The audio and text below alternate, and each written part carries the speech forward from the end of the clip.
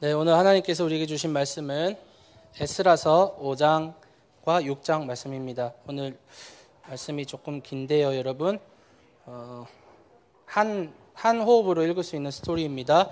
좀 길지만 우리 함께 읽어보도록 하겠습니다. 에스라서 5장 1절에서 6장 18절 말씀입니다.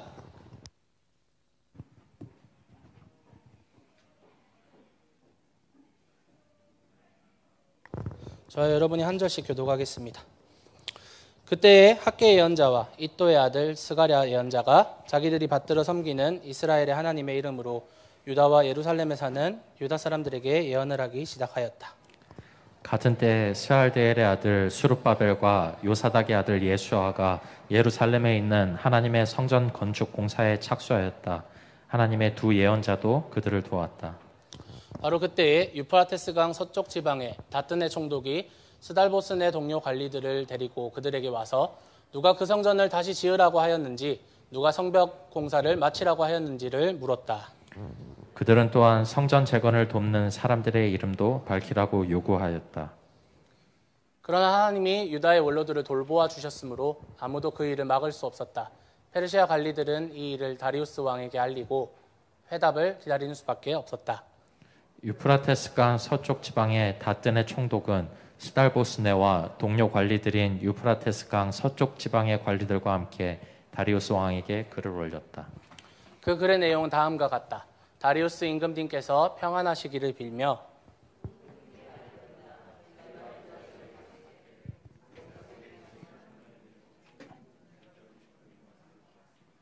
그들은 큰 돌을 떠다가 성전을 지으며 나무를 날라다가 벽을 쌓고 있었습니다.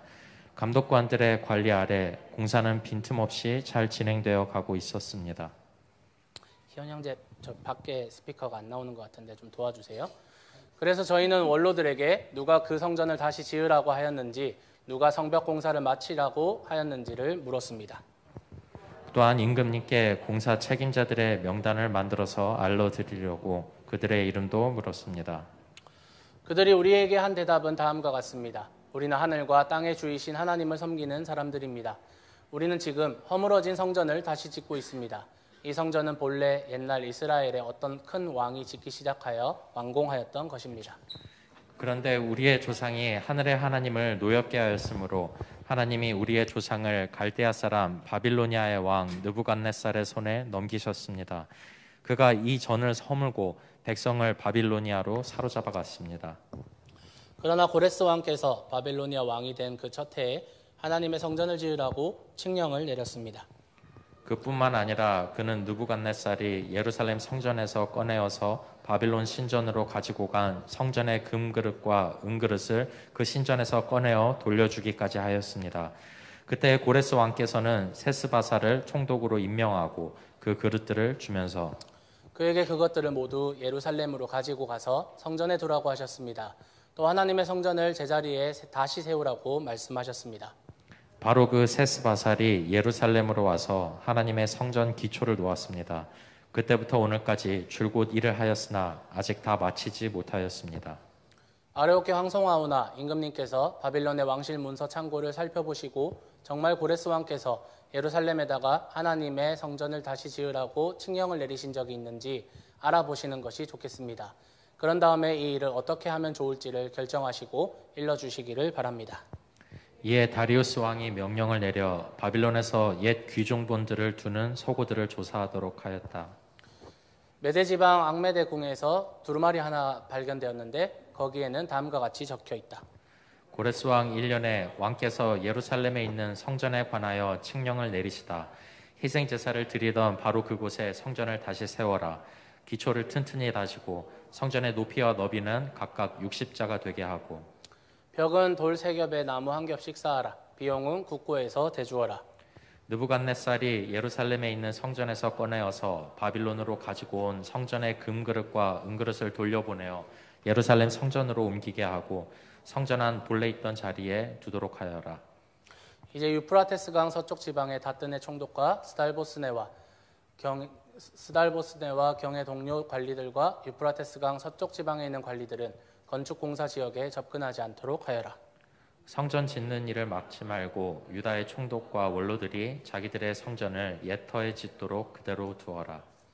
내가 이제 지시한다. 경들은 성전을 짓는 유다의 원로들을 도와라. 성전 공사에 드는 비용은 국고에서 될 터이니 유프라테스 강 서쪽 지방에서 거둔 세금에서 그 비용을 어김없이 주어서 일이 중단되지 않게 하여라. 예루살렘의 제사장들이 하늘의 하나님께 번제를 드리는데 필요하다고 하는 것들은 무엇이든지 내주어라. 숫송아지든지 순양이든지 어린 양이든지 또는 밀이든지 소금이든지 포도주든지 기름이든지 그들이 요구하는 대로 어김없이 날마다 주도록 하여라. 그래서 그들이 하늘의 하나님이 기뻐하시는 희생 제사를 드리게 하고 왕과 왕자들이 잘 살 수 있도록 기도하게 하여라. 나는 또 다음과 같이 지시한다. 내가 내린 이 칙령을 고치는 자는 그의 집에서 들보를 뽑아서 내다 세우고 거기에 그를 매달아라. 그 집은 이에 대한 벌로 거름더미를 만들어라. 어떤 왕이나 어떤 민족이 나의 칙령을 거역하여 이것을 고치거나 예루살렘 성전을 파괴하면 거기에 이름을 두신 하나님이 그들을 없애버릴 것이다. 이것은 나 다리우스의 명령이니 경들은 지체 없이 실시하여라. 그래서 유프라테스 서쪽 지방의 다뜬의 총독과 스달보스네와 동료 관리들은 다리우스 왕이 내린 조서에 지시된 대로 신속하게 처리하였다. 학계의 연자와 이또의 아들 스가랴가 성전 공사를 격려하였다. 유다의 원로들은 계속하여 성전을 지었고 공사는 순조롭게 진행되었다. 그들은 이스라엘의 하나님의 명과 페르시아 왕 고레스와 다리우스와 아닥사스다의 칙령을 따라서 성전 짓는 일을 끝낼 수 있었다. 성전 건축이 끝난 것은 다리우스 왕 6년 아달월 3일이다. 그때 제사장들과 레위 사람들과 사로잡혀 갔다가 돌아온 사람들과 모든 이스라엘 백성은 기뻐하면서 하나님의 성전 봉헌식을 올렸다. 하나님께 이 성전을 바치면서 그들은 숫소 100마리와 순양 200마리와 어린 양 400마리를 바치고 온 이스라엘을 위한 속죄 제물로는 이스라엘 지파의 수대로 순염소 12마리를 바쳤다. 함께 있습니다. 그렇게 한 다음에 그들은 갈래별로 제사장을 세우고 무리별로 레위 사람을 세워서 모세의 책에 기록된 대로 예루살렘에서 하나님을 섬기는 일을 맡아보게 하였다. 아멘. 아멘. 지난주에 하나님의 일을 하다가 방해를 만나고 고난을 겪을 수밖에 없음을 그리스도인으로서 고난받는 것이 당연함을 말씀을 통해서 나누었습니다. 이미 죄 자체가 되어버린 세상이 의와 생명을 가진 우리를 가만히 둘 수 없기 때문에 우리를 계속 공격하고 계속 방해하는 것입니다. 그래서 우리가 당하는 고난은 이상한 것이 아니라 당연한 것입니다. 여러분이 하나님의 백성으로서 잘 살아가려고 하는데 계속해서 뭔가 방해를 만나거나 어려움을 만나는 것은 여러분이 진짜라는 증거입니다. 하지만 그 고난이 너무나도 어렵고 힘들기 때문에 사람들은 쉽게 낙심하며 무너집니다. 그리고 이 싸움을 해야 할 이유나 목적조차 잃어버리게 됩니다. 그렇게 유대인들은요, 그 페르시아인들과 그리고 사마리아인들의 방해 앞에 16년간이나 성전 건축을 그만두고 자신의 살 길만 찾아서 자신의 집만 예쁘게 꾸며놓고 하나님의 집, 하나님의 성전은 내팽겨 친 채 그렇게 16년간 살고 있었습니다. 최근에 이제 그 동계올림픽이 시작되었습니다. 그런데 동계올림픽에는 종목이 없지만 우리나라가 굉장히 잘하는 스포츠 중에 하나가 양궁이죠. 하계 스포츠에 있지만 한국 양궁이 전 세계에서 적수를 찾을 수 없을 정도로 압도적인 성적을 거두고 있습니다. 현재 한국 양궁 대표가 되는 게 올림픽에서 금메달을 따는 것보다 더 어렵다라고 농담 삼아서 이야기하더라고요. 그래서 다른 나라 양궁협회라든지 혹은 세계 양궁협회에서 한국 양궁 선수들이 올림픽이나 국제대회에서 메달과 상을 독식하는 것을 좀 막아보고자 일부러 경기장이 바람이 엄청 많이 부는 그런 곳으로 경기장을 선정한다든지 혹은 매 올림픽, 매 대회마다 경기 규정을 바꿔버리는 일들이 일어납니다. 그렇게 하면 바람이 아주 심하게 불면 얘도 못하고 얘도 못할 거기 때문에 누군가 한 명은 얻어 걸려서 금메달이나 은메달은 딸 수 있지 않을까 그들은 생각했는지도 모릅니다.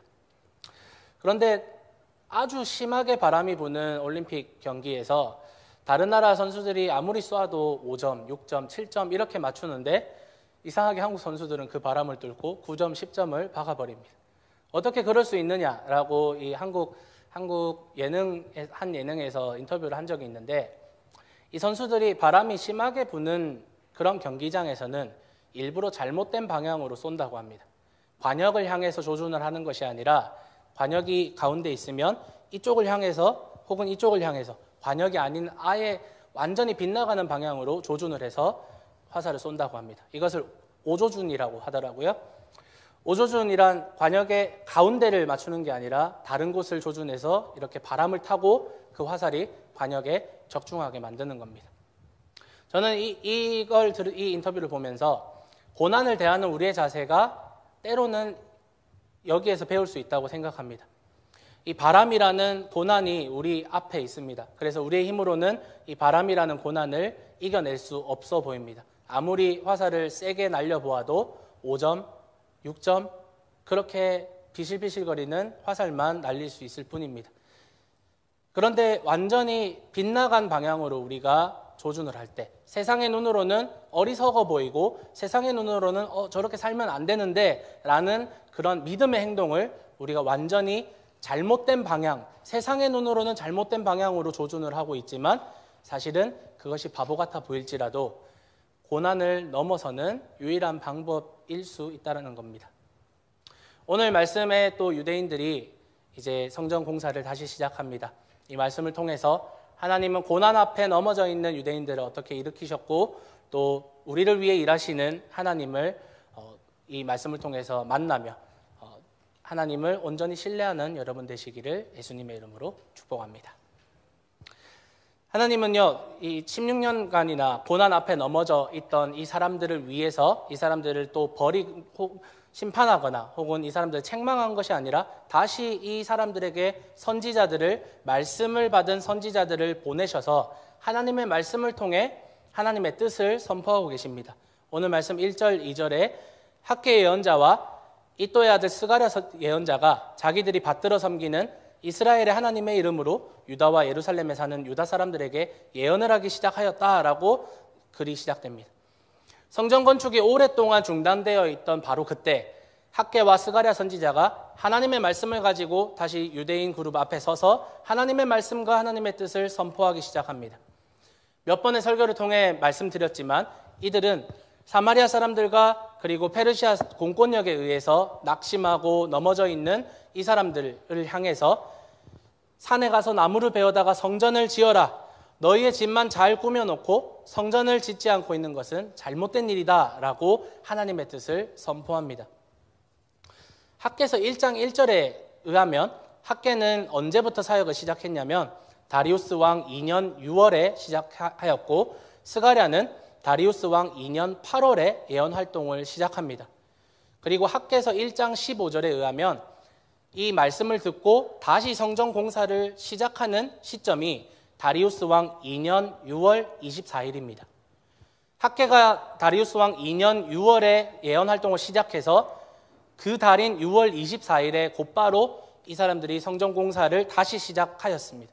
이들은 선지자를 통한 하나님의 말씀을 듣고 즉각적으로 회개하고 하나님 앞에 돌이켜 하나님의 일들을 해나갑니다.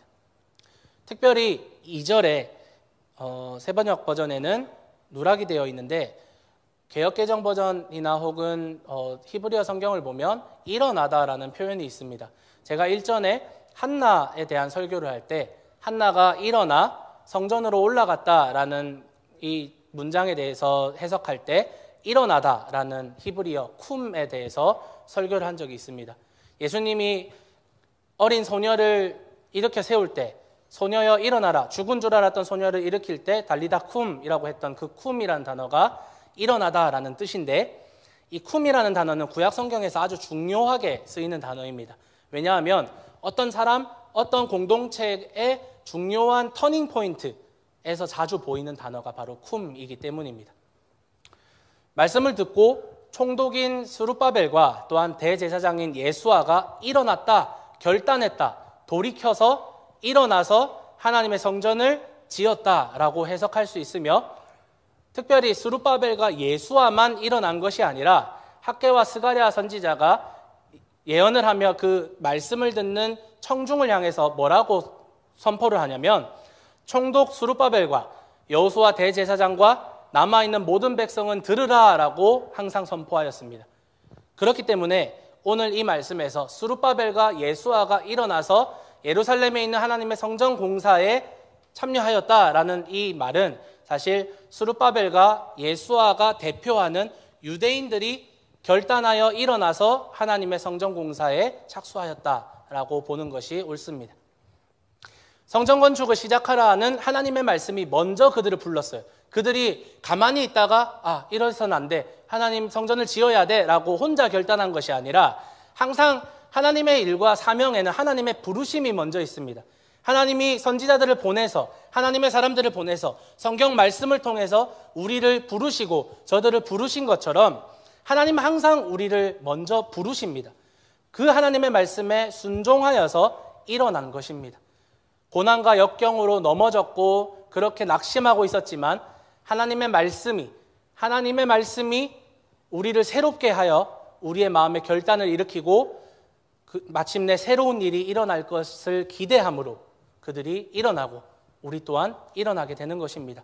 그리고 이제 그 믿음의 고백이 행동으로 나타나는데 그것이 바로 성전 건축 공사가 다시 시작되는 것입니다. 이렇게 하나님의 말씀을 듣고 다시 결단을 했어요. 새로운 일을 시작해 봅니다. 그러면 좀 상황이 열려져야 되잖아요. 그런데 여전히 방해하는 세력들은 그대로 남아 있습니다. 방해가 없어지지 않아요. 여전히 그들은 하나님의 뜻대로 살아가고자 하는 이 하나님의 사람들을 방해합니다. 어려움이 그대로 있습니다. 그들은 이 공사를 시작하는 유대인들에게 찾아와서 누가 중단된 건축을 다시 시작했는지 책임자가 누구냐? 명단을 작성해라 라고 책임을 묻습니다. 다시 공권력을 이용해서 이 공사를 막아보고자 합니다. 페르시아인들은 그래서 또 다시 페르시아의 왕인 다리우스에게 편지를 보내지만 이전에도 편지를 보냈고 4장에서도 방해를 할 때 편지를 보내고 지금 5장에서도 편지를 보내지만 유대인들이 반응이 4장과 5장이 달라 보입니다. 4장에서는 그렇게 공권력을 이용해서 막힘이 있었을 때 낙심하고 그대로 포기하였지만 이들의 자세가 달라 보입니다. 오늘 말씀 13절 말씀에 유대인들은 그 공권력을 향해서 그리고 왕을 향해서 이렇게 이야기합니다. 그러나 고레스 왕께서 바빌로니아 왕이 된 그 첫 해에 하나님의 성전을 지으라고 칙령을 내렸습니다. 이 사실을 전달합니다. 고레스 왕이 우리에게 명령하였습니다. 17절 아레오께 황송하오나 임금님께서 바빌론의 왕실 문서 창고를 살펴보시고 정말 고레스 왕께서 예루살렘에다가 하나님의 성전을 다시 지으라고 칙령을 내리신 적이 있는지 알아보시는 것이 좋겠습니다. 이런 자세까지 발전합니다. 이 성전 공사는 하나님이 명령하신 건데 당신의 선조인 고레스 왕께서 직접 칙령을 내려서 이 공사를 하도록 명령했습니다. 그러니 당신이 왕실 문서를 찾아보셔서 우리의 말이 참인지 아니면 사마리아 사람들, 페르시아 사람들이 하는 말이 참인지 당신이 판단해서 우리가 어떻게 해야 될지 알려주십시오 라고 합니다. 그리고 6장에서 다리우스는 사람을 시켜서 왕실서고를 조사를 합니다. 그랬더니 진짜로 고레스 칙령이 발견이 됩니다. 그 내용에는 3절 말씀에 보면 유대인들이 예루살렘으로 돌아가서 성전을 세울 것이 칙령에 적혀 있습니다. 그리고 4절에 보니까 그 공사에 필요한 비용은 페르시아 정부가 국고에서 대주어라 라는 명령과 5절에 페르시아가 멸망시킨 바벨론의 느부갓네살 왕이 성전을 무너뜨릴 때 탈취해왔던 성전 기구들까지 은그릇과 금그릇과 그 모든 것들을 다시 돌려보내라. 성전을 지을 것과 성전을 건축할 비용을 지원할 것과 그리고 성전 안에 들어갈 성전 기구들까지 다 돌려보내라 라는 이 칙령이 발견이 됩니다. 이 칙령을 발견하자마자 다리우스 왕은요 즉시로 성전 공사를 방해하고 지금 로비하고 있는 사마리아인들 그리고 유프라테스강 서쪽에 있는 페르시아 관리들을 너네 다가오지 마. 여기 접근하지 말고 공사 현장에 가지 마. 그렇게 명령을 하고 고레스 왕의 칙령대로 유대인들이 필요한 공사와 제사와 예배에 필요한 모든 것들을 서포트하게 됩니다. 8절 9절입니다. 내가 이제 지시한다. 경들은 성전을 짓는 유다의 원로들을 도와라. 성전 공사에 드는 비용은 국고에서 될 터이니 유프라테스강 서쪽 지방에서 거둔 세금에서 그 비용을 아낌없이 주어서 일이 중단되지 않게 하여라. 9절에 예루살렘의 제사장들이 하늘에 하나님께 번제를 드리는데 필요하다고 하는 것은 무엇이든지 내주어라. 수송아지, 순양, 어린 양, 밀, 소금, 포도주, 기름, 온갖 것을 원하는 대로 다 내주어라 라고 합니다. 이로써 유대인들은 다시 힘을 얻어서 공사를 시작합니다. 14절, 15절입니다. 학계 예언자와 이또의 아들 스가랴가 성전 공사를 격려하였다. 유다의 원로들은 계속하여 성전을 지었고 공사는 순조롭게 진행되었다. 그들은 이스라엘의 하나님의 명과 페르시아 왕 고레스와 다리우스와 아닥사스다의 칙령을 따라서 성전 짓는 일을 끝낼 수 있었다. 성전 건축이 끝난 것은 다리우스 왕 6년 아달월 3일이다. 제가 아까 말씀드린 게 학계 선지자에 의하면 다리우스 왕 2년 6월에 공사가 다시 시작됐다고 합니다. 그런데 다리우스 왕 6년 아달월은 12월입니다. 다리우스 왕 6년 12월 3일에 공사가 완공됩니다. 거의 약 4년 만에 성전이 건축되었습니다. 4년 만에 할 수 있는 일을 16년 동안이나 낙심하고 어려움에 넘어져 있어서 이 4년 만에 끝낼 수 있는 프로젝트를 하지도 못한 채 그렇게 죽어가거나 혹은 낙담하여서 허송세월을 보낸 것입니다.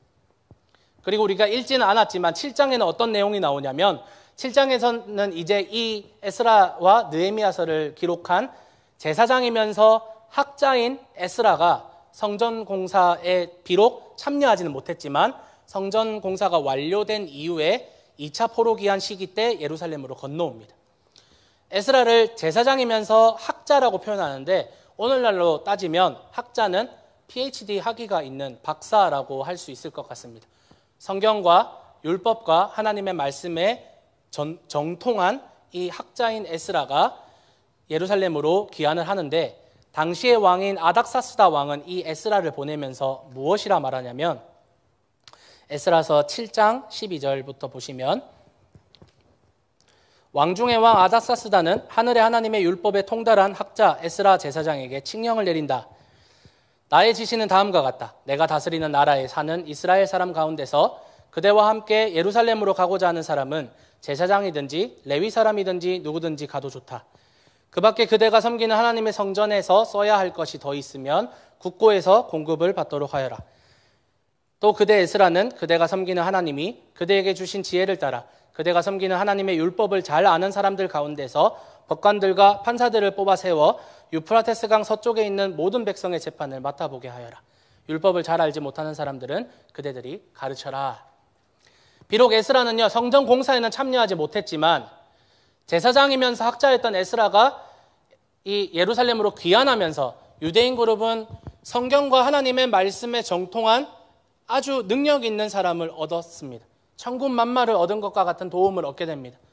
에스라 한 사람이 오는 것만 해도 너무나도 큰 감사함인데 아닥사스다 왕은요 에스라를 보내면서 이 팀을 꾸립니다. 지금으로 따지면 목회팀, 목회자들과 장로님들을 다 뽑아서 팀을 꾸려서 이 예루살렘으로 다 보내는 겁니다.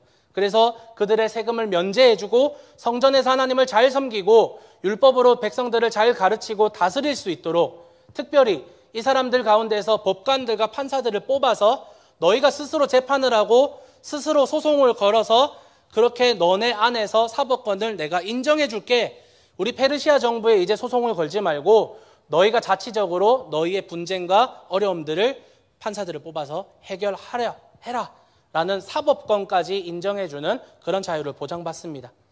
그래서 이제 완전히 이제 완공된 성전에 제사장들과 레위인들과 특별히 학자인 에스라가 옴으로써 말씀에 대한 연구가 활기를 띠기 시작하고 곳곳에서 말씀이 가르쳐지기 시작하며 하나님의 말씀과 예배가 살아나는 그런 성전이 되게 됩니다. 그렇게 하나님께 올바른 예배와 제사를 드리는 공동체가 온전히 회복되는 것입니다. 상황이 아주 급박하게 변했습니다.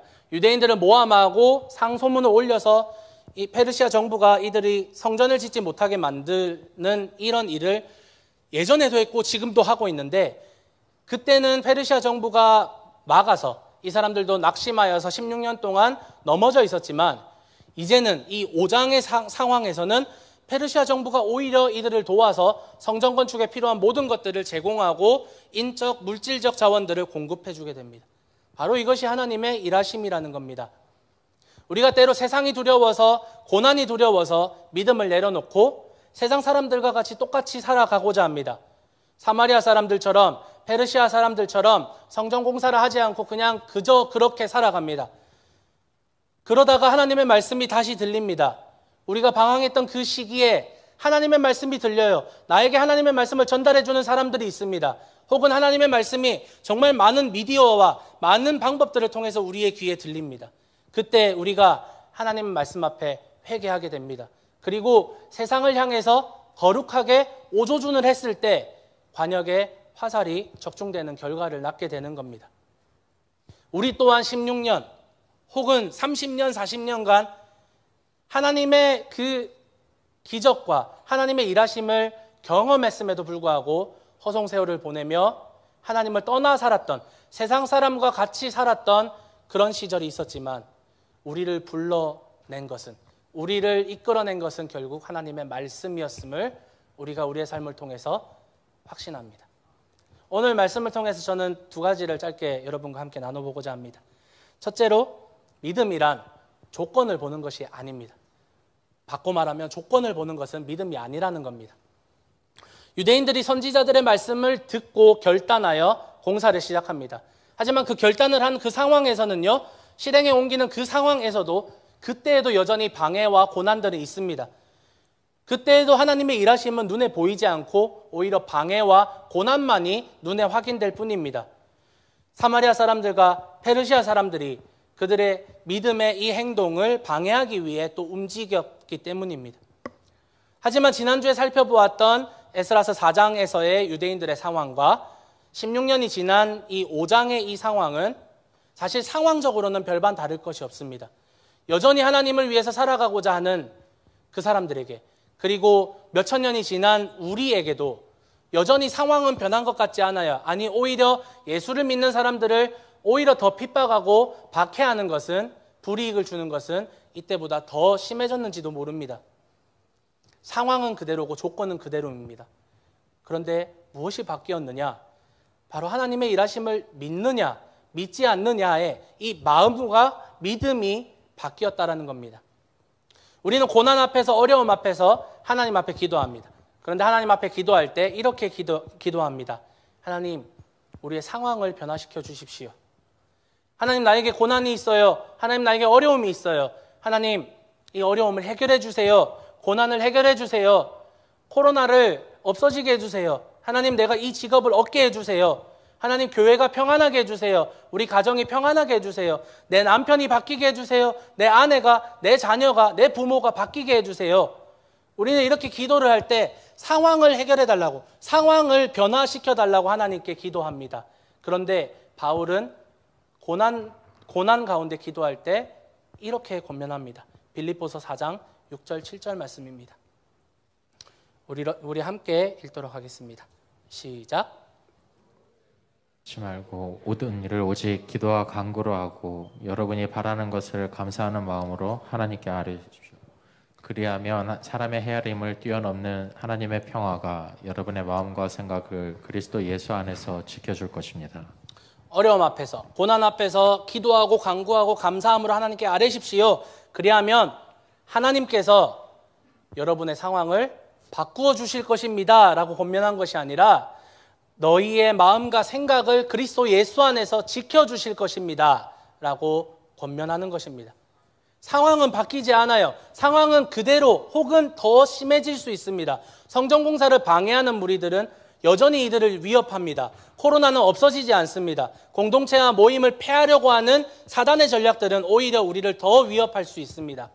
이런 상황들은 바뀌지 않지만 하나님은 하나님을 믿고 의지하는 믿음을 가진 우리 성도들을 보호하시며 특별히 우리의 마음과 우리의 생각과 우리의 믿음을 그리스도 예수 안에서 지켜주시고 그리스도 안에 머물도록 그리스도를 믿고 의지하여서 상황에 흔들리는 것이 아니라 하나님, 상황은 나를 흔들 수 있을지 모르지만 나의 믿음은 예수님 안에 있습니다 라는 이 믿음, 하나님께서 우리와 함께 하시고 인도하시고 지키실 것이라는 이 믿음을 하나님께서는 지켜주시는 것입니다. 상황이 아니라 우리의 마음을 지켜주시는 것입니다. 선지자들의 말씀을 듣고 하나님께 순종한 이 사람들에게 상황이 먼저 허락된 것이 아닙니다. 상황이 있었기 때문에 우리 성전 건축 시작하자. 이제 페르시아 정부에서 허락을 하니까 우리 시작해보자가 아니라 이들은 마음이 회복되고 말씀을 통해서 마음이 회복되고 마음의 결단을 한 것입니다.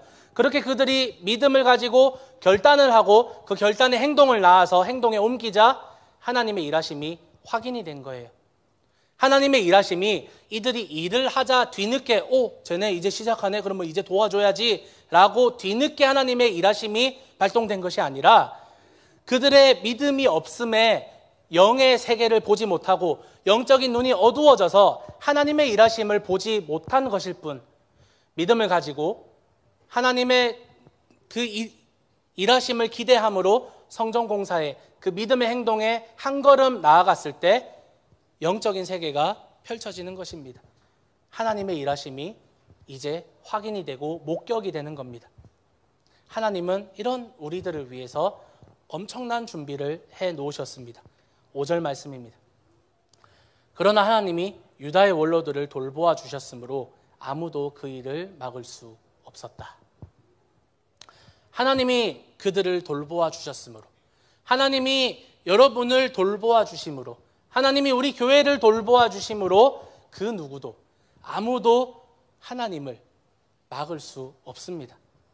고레스를 감동시켜서 유대인들을 해방시키며 성전공사를 시작시키신 분이 하나님이었던 것처럼 마찬가지로 다리우스 왕이 이 고레스 칙령을 발견하게 되고 고레스 칙령의 말씀대로 유대인들을 다 지원하고 또 다음 왕인 아닥사스다 왕도 에스라를 예루살렘으로 보내면서 제사장들과 레위인들을 보내며 모든 물질적인 인적 자원들을 다 약속하고 서포트한 것처럼 그 모든 것들이 하나님이 일하셨기 때문에 가능한 것입니다. 그런데 우리는 계속해서 상황을 구해요. 조건을 구합니다. 하나님의 사인을 구해요. 하나님이 사인을 주시면 분명히 내가 눈치챌 수 있는 조건을 주시면 내가 한번 해볼게요 라는 조건을 구합니다. 아주 작은 조건이나 사인이라도 발견하면 우리가 엄청난 일을 할 수 있을 것이라 확신합니다. 그러나 성경은 유대인은 기적을 구하고 헬라인은 지혜를 구한다라고 비판합니다. 유대인들은 내가 기적이 있으면 믿겠다라고 예수님께 말합니다. 우리에게 보여줄 기적이 있습니까? 라고 했을 때 예수님은 내가 요나의 표적 외에는 너희에게 보여줄 것이 없다라고 거부하셨습니다. 그리스 사람들은 나를 설득시킬 논리, 지혜가 너에게 있으면 내가 너의 논리에 동의하고 믿겠다라고 합니다. 하지만 그것은 믿음이 아니에요. 믿음이란 무엇이냐면 히브리서 11장 1절에 믿음은 바라는 것들의 확신이요 보이지 않는 것들의 증거입니다. 선조들은 이 믿음으로 살았기 때문에 훌륭한 사람으로 증언되었습니다. 보이는 것을 믿는 것은 믿음이 아니라 그냥 인지일 뿐입니다. 지금 여기에 물이 있어요. 물이 있는 것을 우리가 보고 물이 있는 것을 믿는 게 아니라 물이 있다라는 것을 인지하는 것일 뿐입니다. 16번지 월런로드에 한인장로교회가 있다라는 것을 우리가 압니다. 그냥 아는 것, 인지하는 것이지 이곳에 건물이 있다고 믿는 것이 아니라는 겁니다. 무슨 말이냐면 바라는 것, 1절에서 이 히브리서 11장 1절에서 바라는 것은 우리가 소망하는 것은 아직 이루어지지 않고 우리의 눈에 확인되어지지 않는 미상의 것이에요. 그 바라는 것이 이루어질 것이라는 확신, 마치 우리 아이들이 크리스마스나 생일날 아빠가 몰래 와서 나에게 선물을 줄 것이라는 그런 근거 없는 자신감, 근거 없는 확신이 믿음이라는 거예요. 그리고 보이지 않는 것들이 확실히 실제로 존재하고 있다는 증거가 바로 믿음이라는 겁니다. 그래서 아까 제가 칠드런스 토크 때 말씀드렸지만 믿음이란 크레딧 카드를 쓰는 것과 같아요. 카드만 볼 때는 그 카드에 돈이 있는지 없는지 우리는 알 수 없습니다. 그러나 그 카드를 사용하면 아버지의 능력을 경험합니다. 아버지의 이루어 놓으신 그 모든 것을 경험하는 것이 바로 크레딧 카드를 사용하는 거예요. 그런데 우리는 계속 크레딧 카드가 있음에도 불구하고 나에게 캐시가 없음에, 나에게 돈이 없음에 하나님을 원망하거나 아무것도 못한 채 성전 건축을 중단하고 16년 동안이나 그냥 낙담한 상태에 있는 것입니다. 더불어서 말씀드리자면 카드 자체가 중요한 게 아니라 그 카드를 주신 하나님이 중요하다는 사실을 여러분이 믿으시기를 바랍니다. 하나님의 일하심 그리고 도우심이 결단을 하는 상황에서는 보이지 않아요. 우리 눈에 확인이 되지 않습니다. 여전히 막혀 있는 것만 같고 하나님의 일하심이 눈에 보이지 않지만 하나님께서 나를 위해서 일하신다, 우리를 위해서 일하신다라는 이 믿음은 하나님이 일하고 계시다라는 것이 확실히 실제하고 존재한다라고 믿는 것입니다. 그리고 그 믿음과 확신은 성전 건축을 하는 행동을 이끌어냅니다. 그렇기에 히브리서 11장 2절에는 선조들이 이 믿음으로 살았다라고 증언합니다. 믿음을 가진 게 아니라 믿음으로 살아냈습니다. 그렇기 때문에 믿음은 행동을 이끌어냅니다. 성전 건축을 하게 만들고 교회로 모이게 만들고 하나님께 영광 돌리며 예배하게 만드는 것입니다. 그렇게 여전히 방해 세력이 있음에도 불구하고 그들은 일어나 결단하였고 하나님을 위해서 그 영광스러운 성전 공사를 시작하게 되는 것입니다. 그렇게 믿음을 고백하고 표현하는 그들은 이미 이제 준비되어 있는 모든 하나님의 일하심, 왕들을 움직이시고 모든 자원들을 지원하시는 그 하나님의 일하심을 경험하고 그냥 확인하면 되는 것일 뿐입니다. 저는 소망하기는 여러분이 조건을 보고 상황을 보고 움직이는 사람이 아니기를 축복합니다. 예수님은 우리의 조건을 보지 않으셨어요. 우리의 조건을 봤으면 우리는 구원받을 조건이 단 하나도 없는 죽음과 재중에 속해 있었던 조건 없었던 사람들입니다. 그러나 하나님은 상황과 조건을 따지지 않으셨습니다. 우리가 죄중에 있든 죽음에 있든 우리의 조건을 따지지 않으셨습니다. 하나님은 우리를 위해 아낌없이 아들을 주셨고 그 아들은 우리를 위해서 조건 없이 십자가에 매달려 죽으셨습니다. 하나님은 그저 우리에게 믿음만을 요구하실 뿐입니다. 그리고 그 믿음마저 우리에게 선물로 주시는 자비로우신 하나님이신 줄을 여러분이 믿으시기를 바랍니다.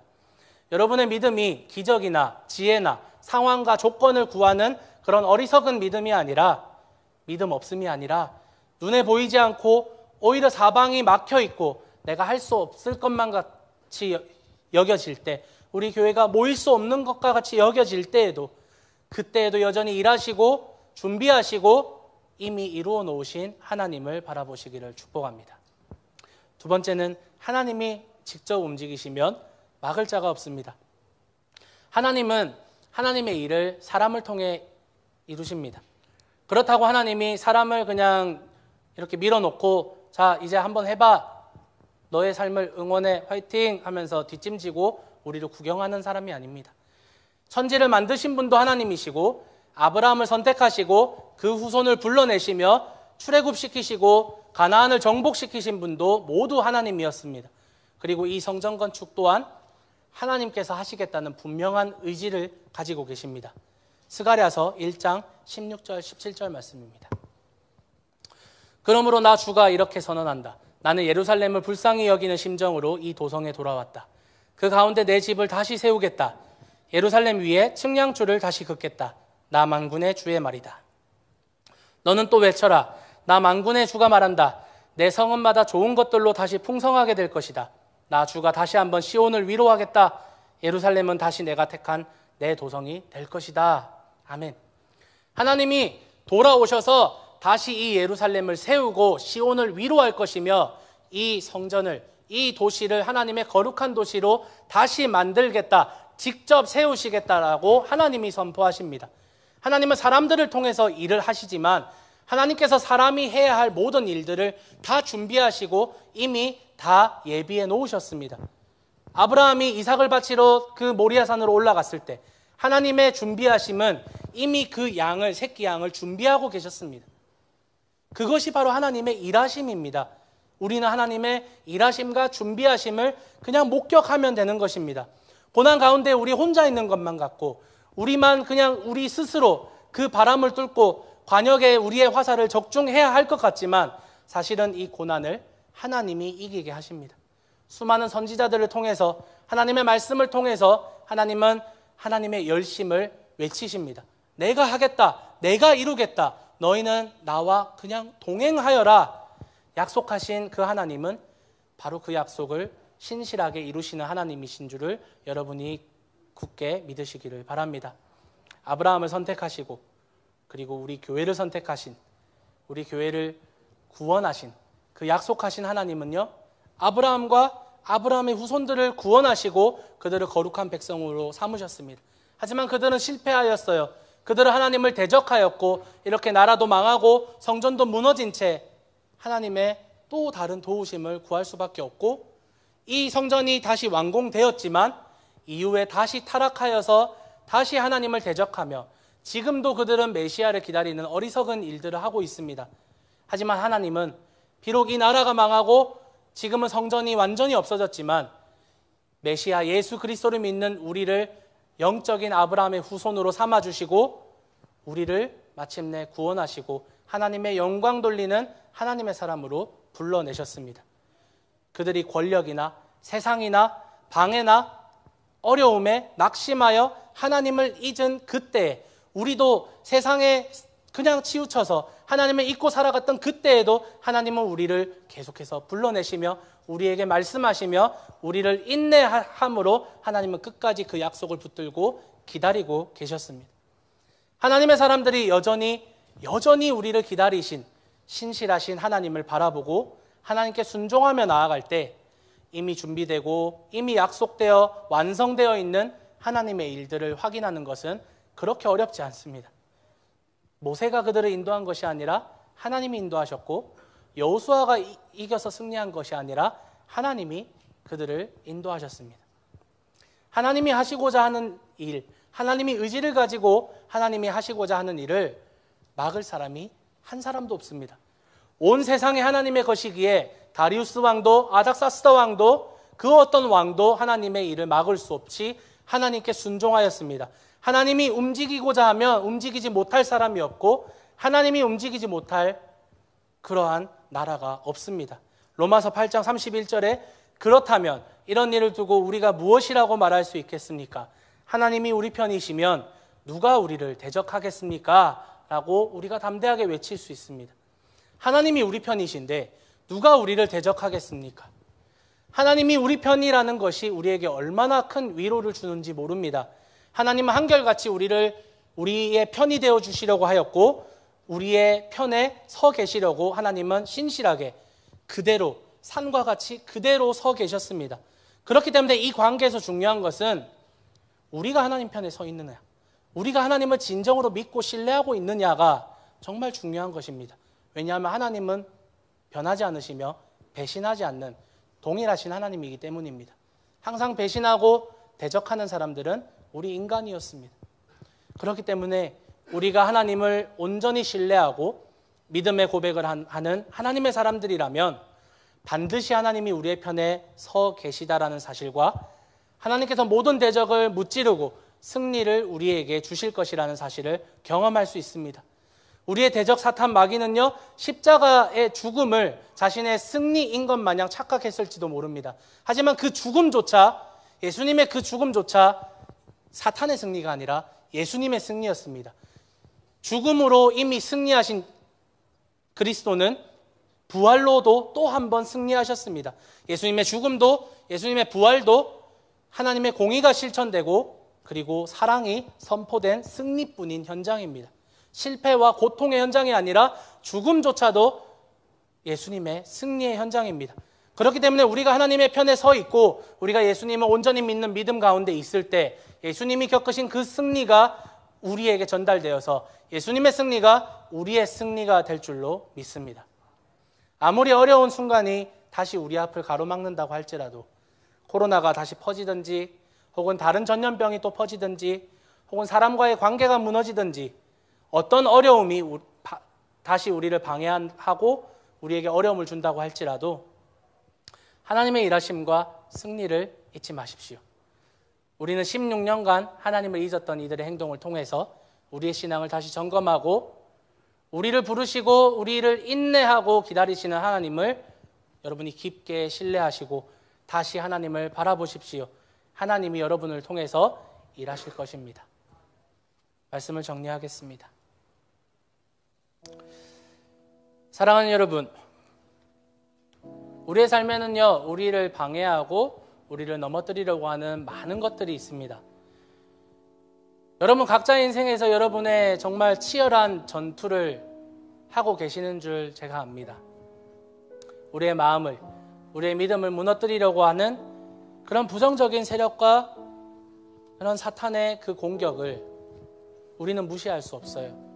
그러다 보니 우리의 생각과 마음이 어디에 포커스를 맞추냐면 계속 우리를 방해하고 무너뜨리는 그 공격과 고난만에 우리의 생각과 마음이 집중합니다.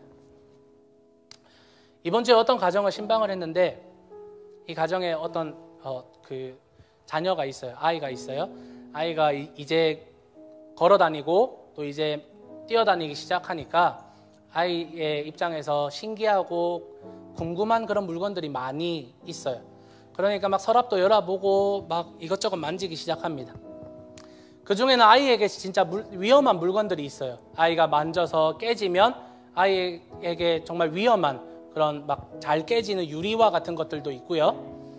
혹은 부모님이 정말 소중하게 여기는 고가의 그런 전자제품들도 덜어 있습니다.